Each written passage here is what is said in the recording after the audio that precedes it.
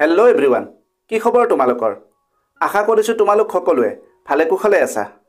ভালে সংখ্যক শিক্ষাৰ্থীয়ে প্ৰশ্ন কৰি আছে যে তেওঁলোকৰ ছেকেণ্ড ইউনিট টেষ্ট হ'বনে নহয়, আৰু যদি হয় কেতিয়াকৈ হ'ব, কিমানখিনি চিলেবাছ আহিব। নমস্কাৰ, মই দিগন্ত। আজিৰ ভিডিঅ'টো ক্লাছ 9 আৰু ক্লাছ 10ৰ শিক্ষাৰ্থীসকলৰ বাবে ছুপাৰ হেল্পফুল হ'ব। আজি আমি ছেকেণ্ড ইউনিট টেষ্টৰ বিষয়ে কেইটামান গুৰুত্বপূৰ্ণ তথ্য আলোচনা কৰিম, যি তোমালোকৰ পৰীক্ষাত ভাল নম্বৰ পোৱাত বহুত সহায়ক হ'ব। সকলো তথ্য ভালদৰে আয়ত্ব কৰিবলৈ ভিডিঅ'টো সম্পূৰ্ণ কৰি শেষলৈকে চাবা। ভিডিঅ'টো যদি তথ্য সমৃদ্ধ হয় আৰু ইয়াৰ দ্বাৰা উপকৃত হ'লে লাইক আৰু শ্বেয়াৰ কৰিবা। চেনেলটো যদি ছাবস্ক্ৰাইব কৰা নাই, দৰকাৰী আৰু তথ্য সমৃদ্ধ ভিডিঅ'ৰ নটিফিকেশ্যন পাবলৈ চেনেলটো ছাবস্ক্ৰাইব কৰি লোৱা।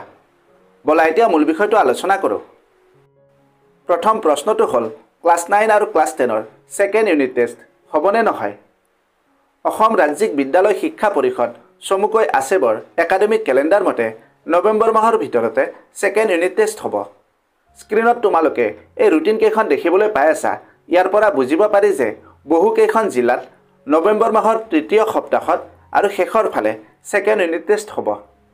আৰু যিবোৰ জিলাত এতিয়ালৈকে ৰুটিন প্ৰকাশ পোৱা নাই, সেই জিলাসমূহতো অতি সোনকালে পৰীক্ষা ৰুটিন প্ৰকাশ পাব। হয়তো নৱেম্বৰ মাহৰ প্ৰথম সপ্তাহতে প্ৰকাশ পোৱাৰ সম্ভাৱনা আছে। মোৰ বোধেৰে ৰাস মহোৎসৱ শেষ হোৱাৰ পিছতে তোমালোকৰ পৰীক্ষা আৰম্ভ হ'ব। তোমালোকে নিজ বিদ্যালয়ৰ ছাৰ বাইদেউসকলৰ পৰা এই তথ্য সংগ্ৰহ কৰি ল'বা, আৰু আমাৰ হাতলৈ ৰুটিন আহি পৰিলে আমি তোমালোকক জনাই দিম।